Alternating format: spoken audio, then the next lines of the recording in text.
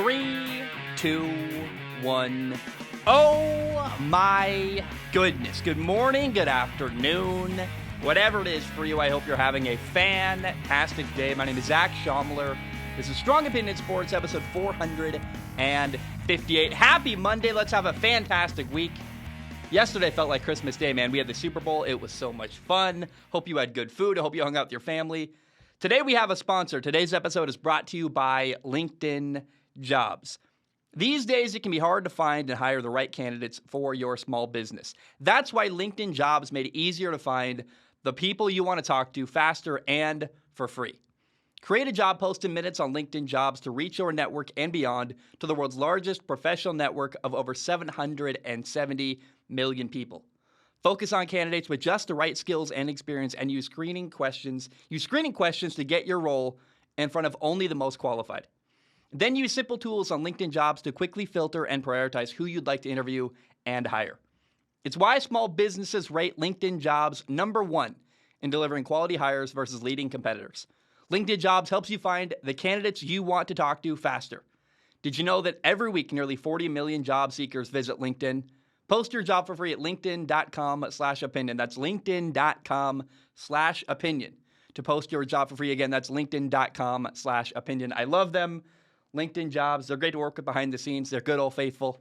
And let's jump in. We just had the Super Bowl. The Rams just beat the Bengals in the Super Bowl 23-20. And man, it was a cool Super Bowl because there were great stories on both sides. No matter who won, whether it was Cincinnati or LA, it was going to be good and there were good people involved. And look, the Rams have so many compelling storylines that I go like, oh my gosh, just person after person after person. Andrew Whitworth, the Rams' 40-year-old left tackle, not only won his first ever Super Bowl, I'm so happy for him, he did it against his former NFL team, the Cincinnati Bengals. He spent years in Cincinnati before he came to LA in 2017. So he got a ring, he beat his former team, he can now walk off into the sunset, the NFL's Man of the Year award winner, and I'm so happy for him. Matthew Stafford, the Rams quarterback, 12 years in Detroit with the Lions, 0 playoff wins to show for that time. Now in LA, 1 season in LA, he won a Super Bowl. He won 4 playoff games in a row.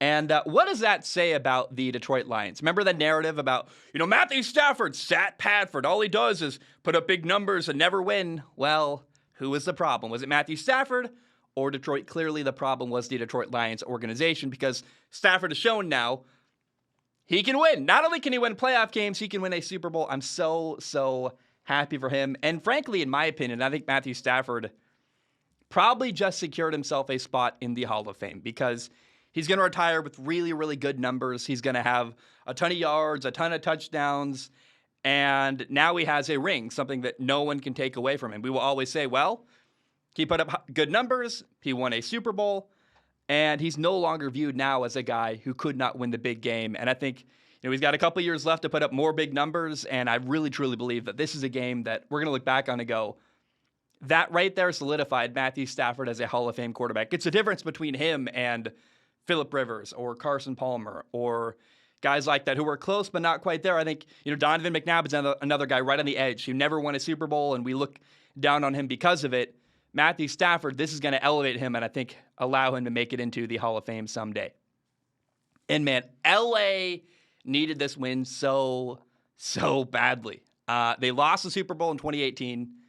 And this year they traded away like literally all of their future draft picks. They traded for Matthew Stafford. They traded for Von Miller, Sony Michel. They're like, we don't need first-round picks, second-round picks, third-round picks. We don't care. They literally, they'll get a compensatory pick for next year, but in the 2022 NFL draft upcoming, they literally have, I believe, either 2 fifth-round picks and a 7th-round pick or a 5th-round pick and 2 7th-round picks. I believe it's 2 5ths and a 7th, but they're not picking till the final day of the draft, and they are totally fine with it because they went all in on this year and trying to win a Super Bowl. They won a Super Bowl in their home stadium. It's the second year in a row that has happened, and oh my gosh, I don't know. It's hard to not be happy for the Rams organization. I'm so happy for their head coach, Sean McVay. I mean, when he lost the Super Bowl in 2018, it was heartbreaking, and he's been so successful. This is kind of the pinnacle of his career, and if he never wins one ever again, he'll always be able to say, I got this Super Bowl, I won one in 2021, and he's the youngest head coach to ever win a Super Bowl. 36 years old and 20 days, which is crazy. How about safety Eric Weddle? Eric Weddle came out of retirement in January. He was retired for 2 years and said, I'm going to come back. The Rams need me. I'm going to help them in their playoff run. And in the Super Bowl, Eric Weddle was the Rams defensive play caller, which is just as another storyline after storyline after storyline. Aaron Donald finally got a ring. Aaron Donald has done everything. He's a perennial All-Pro. He's won Defensive Player of the Year multiple times. And after doing everything else in his career, he now has finally won a Super Bowl. I'm happy for Aaron Donald. And he had the key moment where he put pressure on Joe Burrow on fourth down at the end of the game. It was basically a sack, but it's ruled an incomplete pass because he did get rid of it and throw it near Sam Pirine. Aaron Donald made key plays in the Super Bowl to help his team finally get over the hump, and I'm happy for him. Odell Beckham Jr., he got hurt. I feel bad for him. He hurt his knee.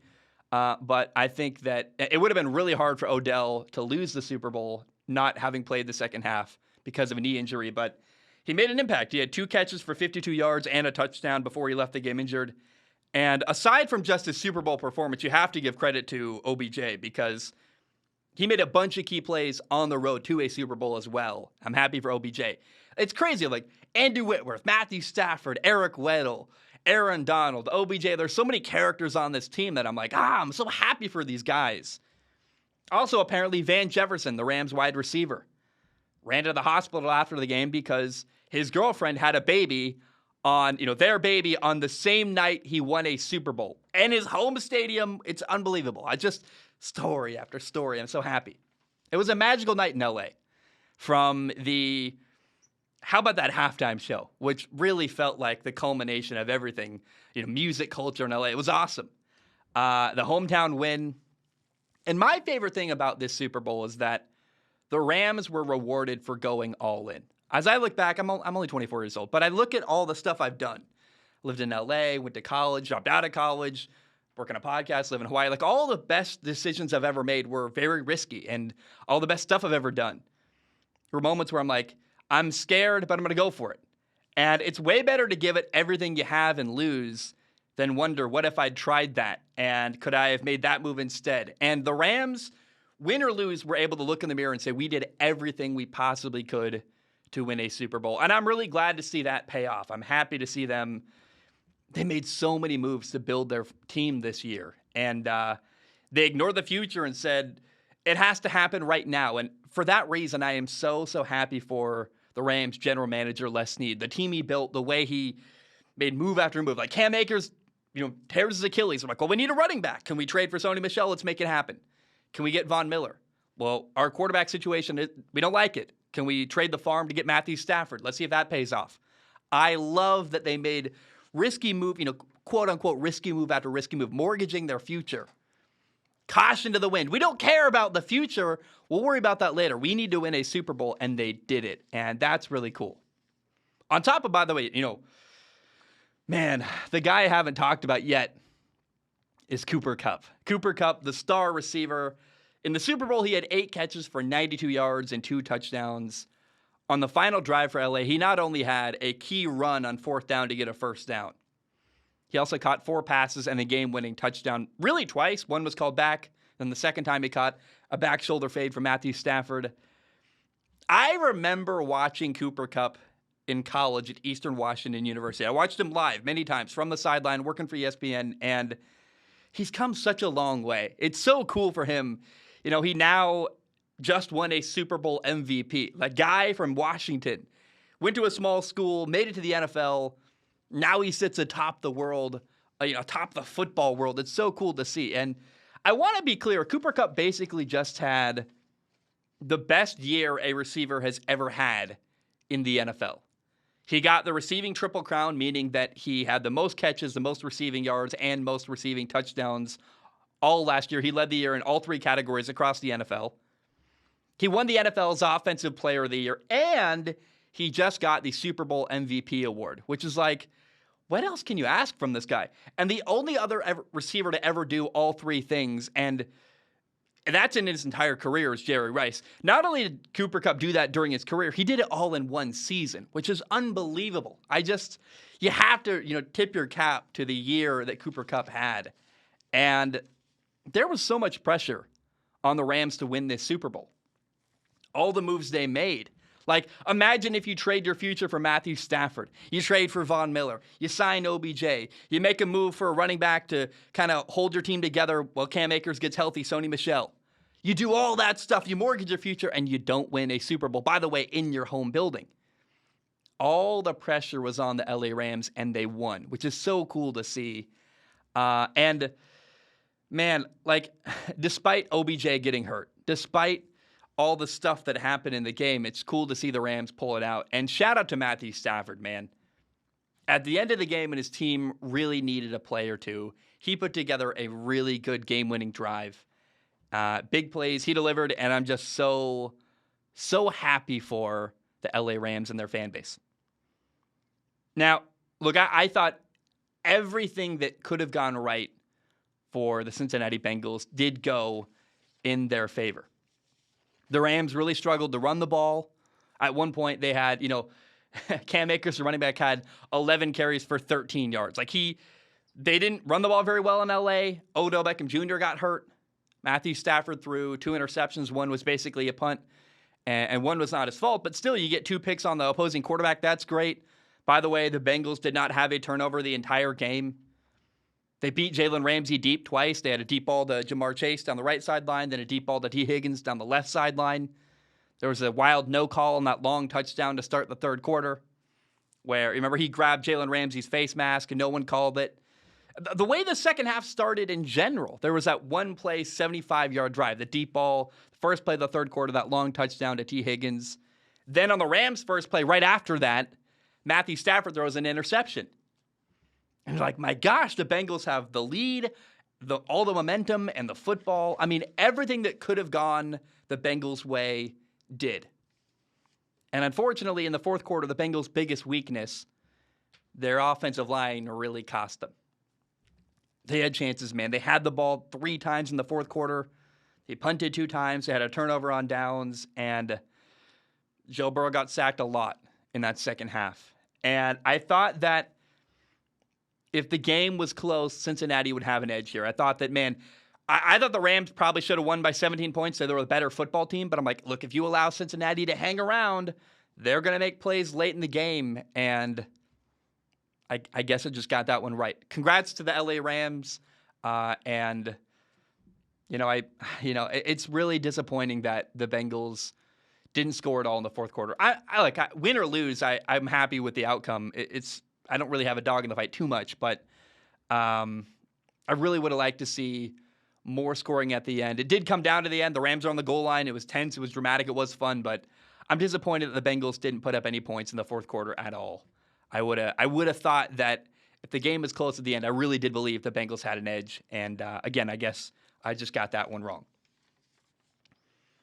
So I guess honestly, I'm sad, man. Like, I really am. I was rooting openly for the Cincinnati Bengals to win this Super Bowl. It was a magical run. I'm really sad they lost. And I worry that this was a once-in-a-lifetime run for Joe Burrow. I mean, I really, really want to see Joe Burrow win a Super Bowl in his career. Nobody expected them to be in the big game. And it's just a heartbreaking loss because, look, everybody knows what Cincinnati needs to do. They need to build their offensive line. They need a new right guard, and they need a new right tackle. They're lacking heavily at those two positions. And I mean, I thought the defense played really well. I mean, sure, they gave up the game-winning touchdown drive, but frankly, that's to be expected. It's an offensive league. The Bengals shut down the Rams' running game. They held Cooper Kupp in check largely. He had less than 100 yards receiving. And yeah, on the final drive, he got beat by Cooper Kupp a couple times. He's the offensive player of the year in the NFL. He had an incredible year. He probably should have won MVP. I can live with your defense, Eli Apple getting beat by Cooper Kupp. Like, that's okay, fine. But I want Joe Burrow to make a play in the fourth quarter. And unfortunately, their offense could not score in the fourth quarter. It comes back to that offensive line. It's like, oh, man. We knew all year they were playing with fire, but it finally caught up to them. And I've said it before, so many things went the Bengals' way. They shut down the Rams' running game. OBJ got hurt. Stafford threw 2 interceptions. They beat Jalen Ramsey deep 2 times. T. Higgins got away with one. The Bengals had a lot of things go well for them, go their way. And they just couldn't score in the fourth quarter. Joe Burrow got sacked 7 times. And, looking back, it's a miracle they found a way to win that game when Joe Burrow got sacked 9 times against Tennessee. I just think you can't keep asking him to make magic happen over and over and over again. Like, you're just not going to consistently win football games when you're the most sacked quarterback in the entire NFL, which he was, by the way. No quarterback got sacked more this year in the entire NFL than Joe Burrow. And no quarterback has ever gotten sacked more in a postseason than Joe Burrow. I don't think it's a Joe Burrow problem. I think it's an offensive line problem. The team just really couldn't beat a 4-man rush. When you would stunt, like, did you watch Von Miller? They're like, hey, we're going to crash Von Miller inside and run a stunt, and they had no answer. The right guard and right tackle couldn't communicate, couldn't make it work. And I love Joe Burrow, but I worry about the guy. I can't be the only person who was watching Joe Burrow on the ground, writhing, holding his knee, going, oh, no. I mean, I went into panic mode. I was like, oh, did he tear his ACL again? 2 years in a row now? Like, this guy gets hit over and over. He takes a beating. It's very clear what the Bengals need to do. They need to build their offensive line. It's not the defense's fault. I thought, all things considered, their defense played fantastic. I really was shocked and surprised at how well the Bengals defense actually played. The offensive line was the Achilles heel of this football team. And, unfortunately, the Bengals are 0-3 in Super Bowl appearances. That is not fun. And oh, man. I was really rooting for Cincinnati. I was going to wear a Skyline Chili shirt if they won. I had it all prepared. I ironed it. Like, literally during halftime, I paused it because I'm not going to miss the halftime show. I paused it and was starting to iron my shirt. I'm like, Joey B's going to win, baby! And it didn't happen. And it's tough, man. It's a tough, really, really sad loss. And I don't know, man. I hope that we see Joe Burrow in a big game like that again during his career. I don't know that that'll happen. And I just hope that Cincinnati can build him an offensive line. Because if they don't, they're playing with fire. It's just not going to consistently work. They're not going to keep getting back to Super Bowls without a better offensive line. And it's clear what they need to do. And I just hope that they take care of business and build that offensive line to help out their young, incredible star quarterback, Joe Burrow. Okay, the Super Bowl is a super unique, weird kind of thing. It's not just a football game. It's a cultural event. I love the commercials. The halftime show usually is hit or miss. I'm never sure if I'm going to like it or not.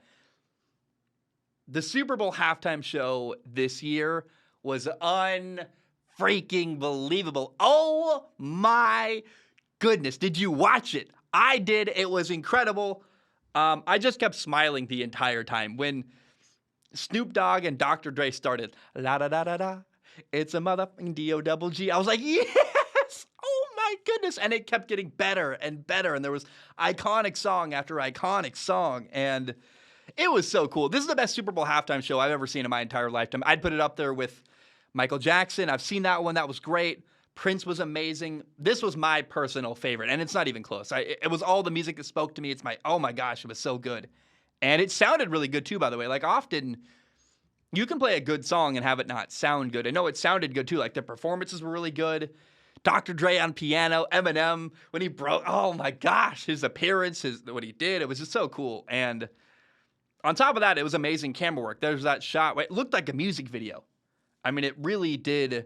I couldn't believe I was watching something live. I'm like, this looks pre-recorded, as well orchestrated as it is. The cameraman zooming in and out. And at the end, when everyone's on stage, it felt like, I literally said, I guess to my cat, I'm alone in my apartment. I'm like, that's the real Avengers right there, man. Like, all of my heroes. It was so cool to see. And I don't know. Just a really, really incredible halftime show on Sunday. And by the way, the Bengals kicker, Evan McPherson, stayed on the field, which I love that. He was chilling, watching the halftime show, enjoying his life. And as long as he makes his kicks, I don't care at all. Who cares if Evan McPherson wants to stay out during the halftime show? He was perfect on that day, 2 for 2, kicking field goals, 2 for 2, kicking extra points. And as long as you make your kicks, do whatever you want, buddy. And it it was kind of a cool moment that showed his attitude on life. He's like, I'm not gonna miss this. I'm gonna enjoy it. I'm a kicker. I'm got nothing to strategize about during halftime. All I am really is in the way when we're trying to have meetings and do defensive game planning and offensive schematics. And I'm like, I'm a kicker. I'm just gonna hang out here. Life's good, and I'm really, really happy for him. It was unfortunately he didn't win the game, obviously, but that was a cool moment for him, and it really showed who he is as a person, and it made me love Evan McPherson even more.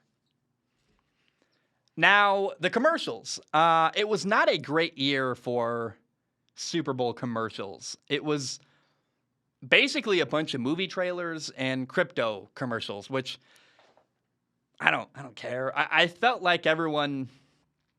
I mean, I really feel like companies making Super Bowl commercials are afraid of Twitter. Like, they're so afraid of Twitter that we're seeing commercials get safer and safer. No one wants to try to make a funny joke or say this. The pandemic definitely accentuated that as well. And it's just way less funny now. Like, it really is. I want to see the commercial that takes a big risk. And I remember watching as a kid, my entire lifetime, Super Bowl commercials have been one of my favorite things about the experience. And this year I felt like I watched all the commercials and was like, I should have just not. I mean, I really don't think I gained much from the experience. There were a couple that were great.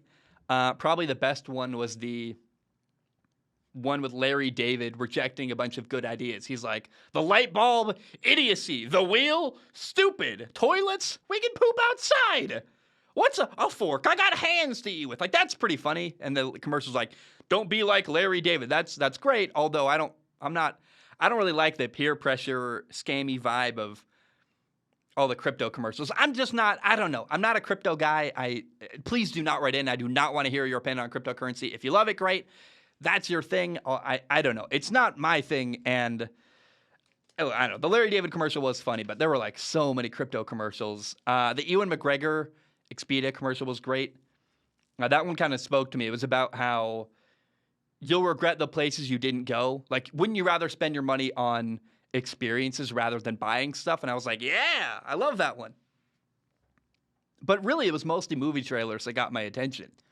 The Adam Project, the Ryan Reynolds Netflix movie looks cool. I think it comes out March 11th. Doctor Strange, Lord of the Rings. Like, the trailers were really interesting and good, but they were the most impactful things we saw during the Super Bowl commercials. There was a Pringles commercial that was really funny, actually, where it was very self-aware. This guy got a Pringles can stuck on his hand his entire life. And you see him go from, getting married to death. And you're like, that's great and hilarious. I believe Bud Light Seltzer Soda is a thing. That looked interesting to me. I don't know if I'll ever drink it, but I liked that. Oh, the Best Foods Mayo commercial with Jared Mayo, where they're like, make taste, not waste. And he unnecessarily tackled Pete Davidson, and Pete Davidson goes, I get it. I'm very hittable. I like that one. There was a funny Amazon Alexa commercial with Colin Jost and Scarlett Johansson where it was like Alexa was outing them. That was pretty fun. That's it, though. None of the commercials, for the most part, really spoke to me. And it was kind of the last couple of years of Super Bowl commercials have been getting weaker and weaker, and I'm not impressed. In fact, I'm disappointed because I know what it was like years ago. It was way better, way more entertaining, and companies were taking risks and trying to be funny, and I feel like no one's trying to be funny anymore, which is just that's sad to me. I feel like we're missing a part of our culture that is really cool, and I don't know. Write in. Let me know. Did you like the Super Bowl commercials? Were they funny? Was it mostly just crypto and movie trailers? Am I crazy? I don't know. What were your favorites? Write in. Let me know. I'd love to have a conversation about that with you guys. That sounds kind of fun to me. All right. It's time for my favorite part of the show. We're going to read questions from the audience. You go to patreon.com/Zach Schomler. In case you do not know how it works, patreon.com/Zach Schomler. You give $1 a month. You can give more if you want to. Please do. It literally does pay my rent, keeps the lights on. But $1 a month gives you access to submit questions on Patreon. Now, if you submit a question, I do not guarantee to read your question on the show. My only guarantee is I look at every single question with my eyeballs. I pick a top couple to read them on the show. Question number 1 today comes from Manny. Let me do the work of opening the Google Docs. Okay, here we are. 458 questions. Manny says, why won't it load? There we go. Manny says, I don't think the refs were all that bad, but they, quote, gave both teams touchdowns. But my only issue is that they only started calling stuff at the end of the game. Happy for Stafford and the Rams, but just leaves a tad bit of sour taste in my mouth. How do you feel about the calls against Cincy in the last 2 minutes of the game? Manny, I really appreciated that for most of the game, the refs were not involved. Like, they stayed quiet. They didn't get involved with stuff. They did definitely miss a call on T. Higgins, where T. Higgins probably should have been called for offensive pass interference on that first play of the third quarter, that deep ball for a long touchdown. There was a great no call, though, I want to give credit to the refs for, that I really appreciated. It was a moment where Joe Burrow is running along the sideline. He gets yeeted out of bounds by Aaron Donald. And there was a bit of a skirmish, some pushing, some shoving. Hey, back off my quarterback. Kind of a lot of it happens in football. And there were no flags. And I really appreciated that there was no flags for the pushing and shoving. It's like, let's just de-escalate. Our job as a ref, really, I'm not a ref, but in my opinion, in a situation like that, the ref's job is to de-escalate. Like, yeah, if someone punches somebody or something crazy happens, throw a flag. But it's football. Like, you can push a little bit and yell at each other. It shouldn't be taunting. It shouldn't be a penalty. And I'm glad the refs were like, let's not throw a flag here. Let's just separate everybody and move on with the game. And they did. And I was just really glad no one got penalized for anything there. So Bengals fans that are maybe upset about the calls at the end, there was the penalty on Logan Wilson. I thought he did have legit pass interference against Cooper Kupp. There's one on Eli Apple, I believe. I mean, I thought they were the right calls. Should they maybe have been ignored? I don't think so. I mean, remember, the Bengals got away with one to start the third quarter. So in my head, they all kind of even out. You got a touchdown. We got a touchdown. I don't know. Key moment on the goal line, end of the Super Bowl. You commit a pretty clear pass interference. Like, you can't ignore that as a ref. You just can't. And so, I don't know. If you really want to be mad at anything, it's that, I mean, the Rams scored with enough time for Cincinnati to come back and score. And the Bengals had the ball. They had a chance, and they couldn't get it done at the end of the fourth quarter. So that's on the offensive line. That's not on the refs. And I thought the refs honestly did a really great job the entire game. And I was very glad that we just didn't have to talk about the refs for pretty much the entire game until they were forced to make a call in the fourth quarter on the goal line when there was a clear call they had to make. So I don't know. Manny, I hear you, but I don't agree. I think the refs were actually, and you said it, it's pretty fair. You don't like that they appeared at the end, but they had to. And so I walked away going, as far as, big, important games go, that's one of the best officiated games I've ever seen, where the refs just didn't really impact the outcome too much, and I appreciate that. All right. Mark writes in. Sorry to put on some chappy sticka. Let me read this one. Mark says, I typed this with 2 minutes left, so I'll change it to the Bengals should have won. So I put on Patreon, tell me why the winning team you thought they won. So Mark says, Jamar Chase caught his deep balls. T. Higgins was utilized. Odell Beckham Jr. was hurt, unfortunately. The Bengals defense played great. Matthew Stafford didn't play his best and threw a pick. Now that the Rams have won, I really can't answer the prompt. So I'm with you. It really, in my opinion, goes to show how much better the Rams really are than Cincinnati. The Rams had so many things go wrong. They couldn't run. OBJ got hurt. Stafford threw one interception. It was basically a punt on 3rd and forever. Caught the end zone. It really was inconsequential. He had another interception to start the third quarter, bounced off Skoranic's hands. That's not his fault, but it's still unfortunate.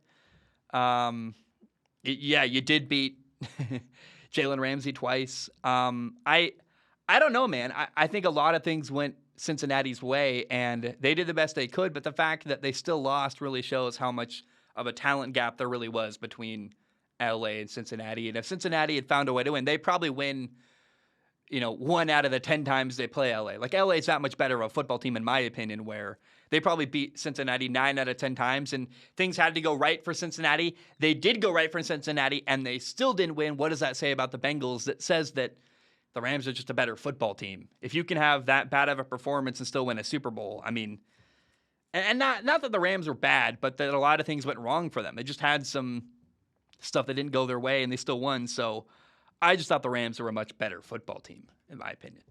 Paul writes in, and says, "This was a super enjoyable Super Bowl in my opinion. I was on the edge of my seat up till the end. That being said, was there anything in this game that a team or player did that surprised you or you weren't expecting? Also, I think that Ramsey had a bad game. Do you think the same?" Let's tackle that first. Jalen Ramsey puts himself directly in the firing line on every single play. Like when you are going up against, basically the way the Rams played defense on Sunday was, we're going to predict where we think the ball is going and put Jalen Ramsey on that guy. And so they threw to Jalen Ramsey constantly. The fact that he only really got beat straight up one time by Jamar Chase on a really great catch is impressive. He stopped T. Higgins on the goal line. There was that no call on the deep ball where T. Higgins probably should have been called for offensive pass interference. I mean, Jalen Ramsey, I thought, played actually a remarkable game. To only get beat truly one time, I mean, that's just, like, that's defense, man. Like, the rules of the NFL are skewed heavily towards the offensive side of the football. So I think you got to really actually praise the balls of steel on Jalen Ramsey for putting himself in the firing line constantly and doing really well. Like, he just takes that challenge head on. What surprised me from this game, I would have liked to see maybe a few more deep balls to Jamar Chase. Like, just take a chance. Joe Burrow didn't throw an interception. I would have rather him throw a pick on a deep ball to Jamar Chase than in the second half go nowhere with the football. I thought that he held on to the ball a little bit longer in the second half. It was necessity, like they had to, but nothing really shocked me. I mean, I'm not surprised that the Bengals offensive line kind of fell apart in the second half. That's not a shock at all. It's disappointing, but it's not a surprise. Caleb writes in and says, "Hello, Zach. I want to jump in and begin with how happy I am for the LA Rams. It's exciting to see a team go all in for a championship and have it pay off big time." I totally agree. I love that. I mean, Stafford's career has been completely changed in the eyes of the general public. Considering their victory, do you think the Rams have enough for a few more years? Or do you think that next year is the last year for this unit? Caleb, the NFC is potentially wide open next year because Tom Brady, I think, is gone. We'll see if he goes somewhere else. Aaron Rodgers might leave Green Bay. If that happens, then there really is nobody to challenge LA in the NFC. The Cardinals having problems with Kyler Murray. So the Rams are going to lose some players for sure. Andrew Whitworth is probably gone. OBJ, I believe, is a free agent. Von Miller, will he retire? Will he go? Will Aaron Donald retire?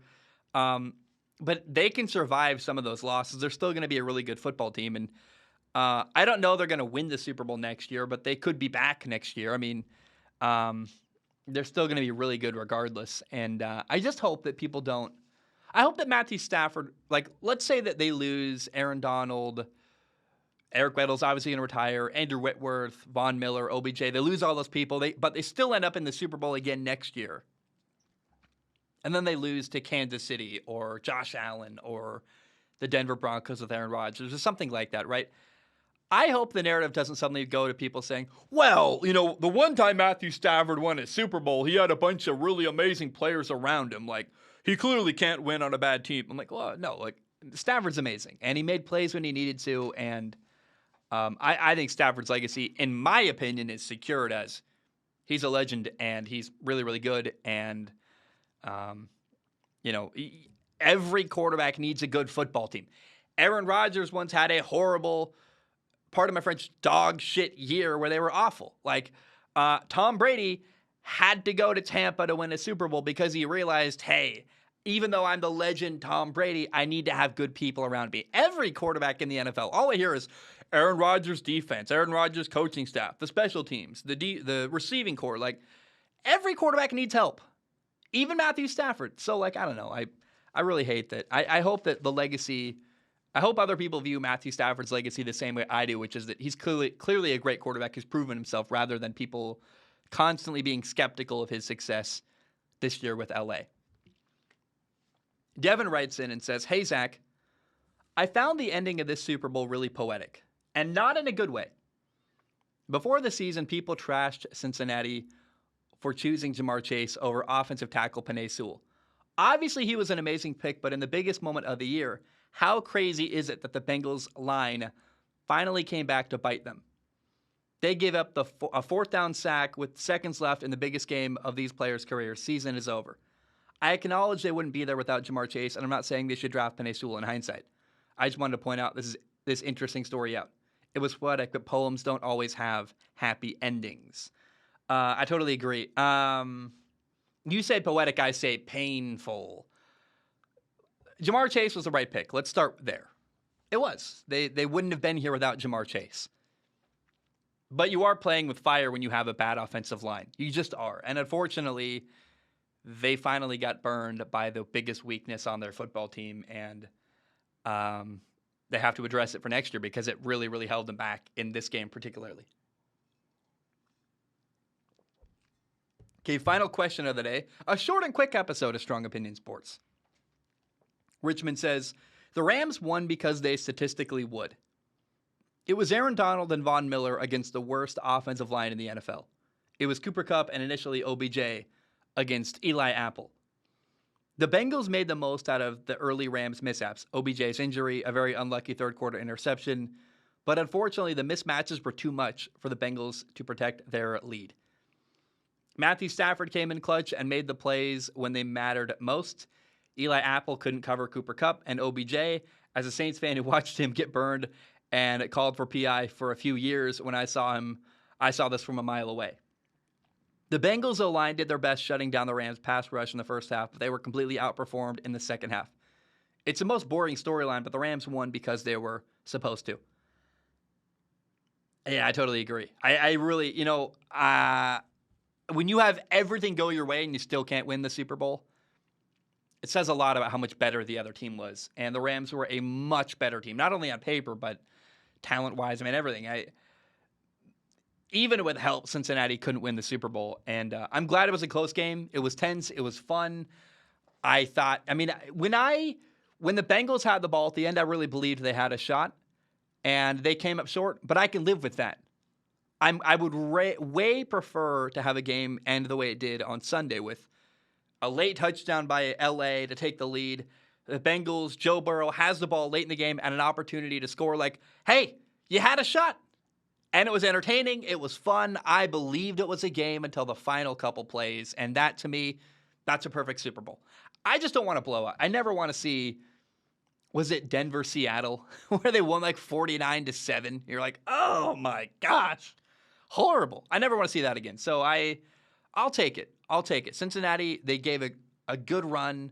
They made to believe they had a shot, which, hey, if you told me week one of the NFL season that Cincinnati would be in the Super Bowl and I would be convinced they were going to win, I would have been like, what are you smoking? You're crazy. So to me, it's a great Super Bowl. It's a great win. And the flow was interrupted for sure by penalties at the end of the fourth quarter. But I thought all around, man, what a fantastic, great Super Bowl.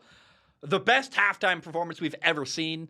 And the commercials could have been better, but I don't know. It's one that this wasn't like an epic Super Bowl. I'll say that. I will tell you that. It was kind of a, wow, good game.